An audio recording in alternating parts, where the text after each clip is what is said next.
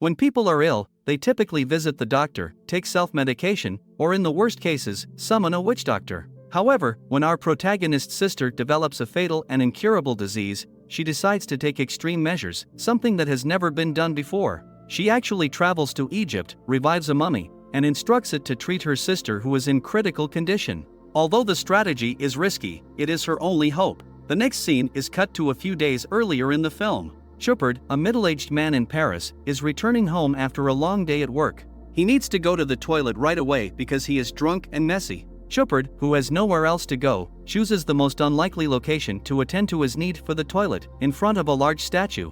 Nevertheless, just as he is about to complete, a strange light emanates from the neighborhood, making him flee in terror. Then, the action shifts to Marie Joseph's, aka Jose's, residence, a renowned physics professor. He's had years of experience, and many people think he can even use witchcraft. Additionally, Jose is currently engaged in telepathic research and has a deep understanding of ancient Egypt. He is of the opinion that there is a chance for life after death. After that, we are taken to the National Museum of Natural History, where a massive pterosaur egg that is 136 million years old is kept. The old egg miraculously hatches thanks to Jose's telepathic abilities, and a huge pterosaur bursts forth from it. It turns out that the professor has physical control over the bird, so he causes it to fly through the glass ceiling. However, it lands on top of a passing car when he briefly loses focus. All of the passengers are killed in the ensuing fatal crash. Shepard, by chance, sees the happening and calls the police to report it. His explanation of how a dinosaur caused the car to crash into the river is included in the report.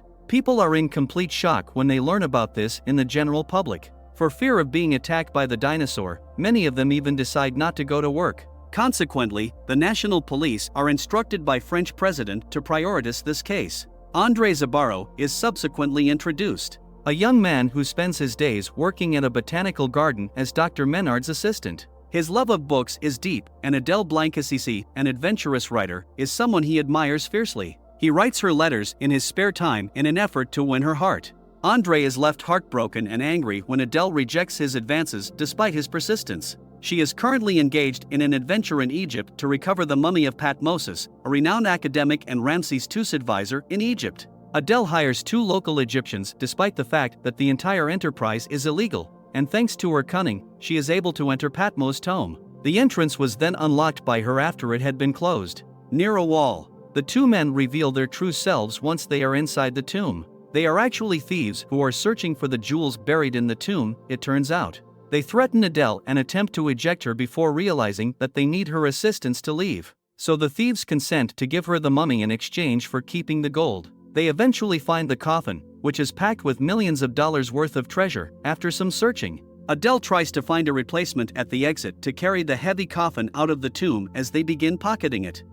Adele is shocked by the abrupt turn of events, but before she has time to take it all in, a professor by the name of Devu and police burst into the tomb. Devu demands to know why she is pursuing the mummy because it is clear that the two are very familiar with one another. With no other option, Adele at last admits that she wants to ask Thutmose for assistance in saving her dying sister. She thinks that the mummy can be revived despite the fact that it is dead, as described in Professor Jose's book. Unsurprisingly, Devu laughs uncontrollably at this and sneers that she can't possibly understand it.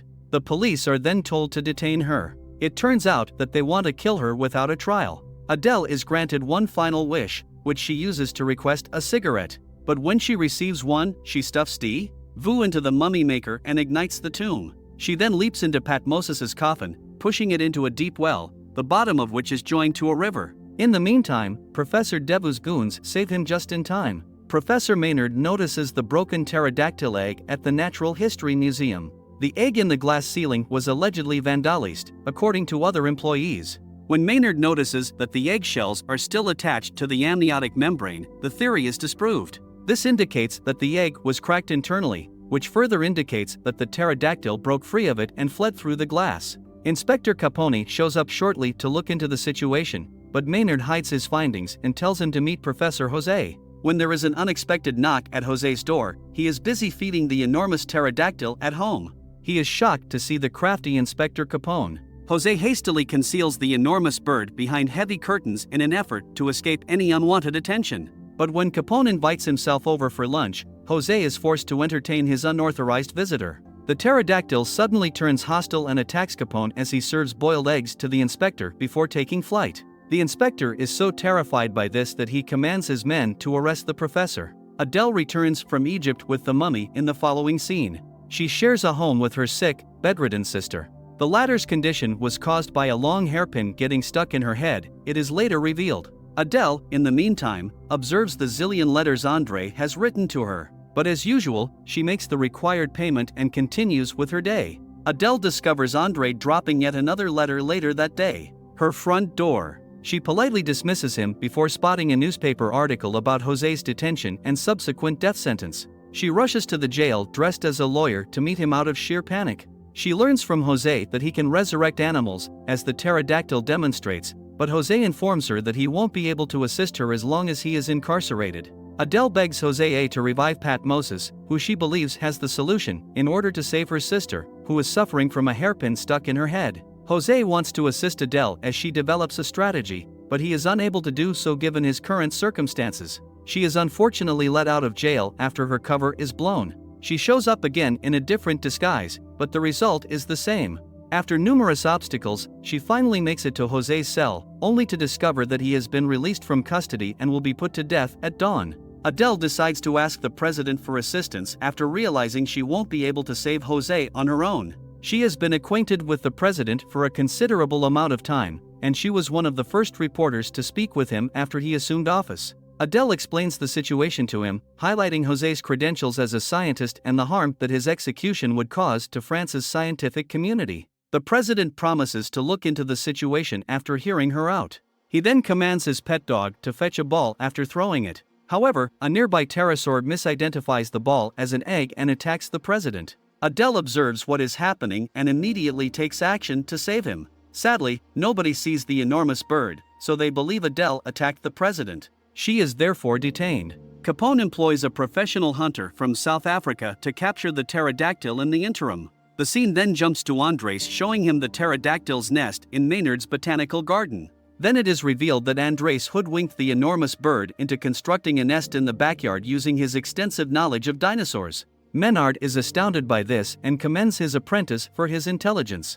Adele is eventually let go by the police, and when she gets home, she takes a bath to help her forget her problems. She decides to read Andre's most recent letter while she's at it. She rushes to Andre, kisses him, and asks him to take her to the bird after learning that it resides in Maynard's botanical garden in the hopes that it will lead her to Professor Jose. When Adele gets there, she makes friends with the pterodactyl right away and uses it to stop Professor Jose from being executed. After that, they go back to the garden because the enormous beast cannot be contained anywhere else. Pleasantly pleased to see Jose, Maynard is. The two professors are, it turns out, old pals. Sadly, the South African shows up as well and kills the pterodactyl at close range. Jose and the beast both experience excruciating pain as a result of this, since it seems as though their souls are linked. The hunter's gun is swiftly taken from him by Maynard, who then leaves. Nevertheless, the harm has already been done. So, as the clock ticks down, Adele acts swiftly, asking Andre to watch over the birds while she and Professor Jose dash back to her house to tend to her.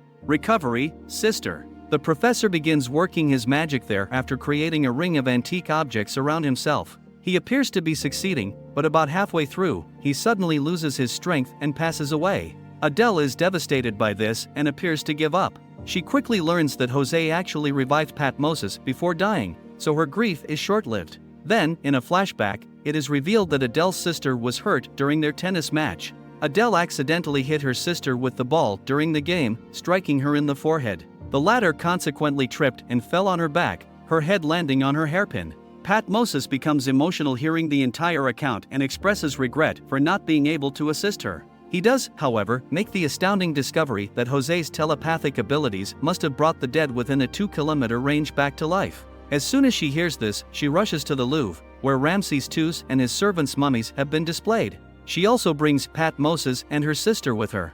The latter assists them in entering the museum, and when they are about to be apprehended, he puts the security personnel to sleep. The mummies are discovered and awakened by Adele in the following scene. The pharaoh is then informed of Patmos' sister's plight, and she asks him to permit his personal physician, Nosebus, to treat her. The pharaoh, however, is only enraged by this because he feels disturbed over such a trivial matter. Just when it seems like there is no hope left, Adele breaks down in tears and begins to talk about the guilt she has been carrying around for the past 5 years. She admits that she gave her sister the hairpin that has rendered her permanently disabled as a gift. When the pharaoh hears this, he finally feels bad for Adele and permits Nosebus to heal her sister. In a matter of seconds, Nosebus removes the hairpin from Adele's head. Then, after using entrails to create a magic potion, he covers the sister's forehead wound with it and wraps a bandage around her head. The procedure is finished with a kiss from the pharaoh, who then departs with his entourage.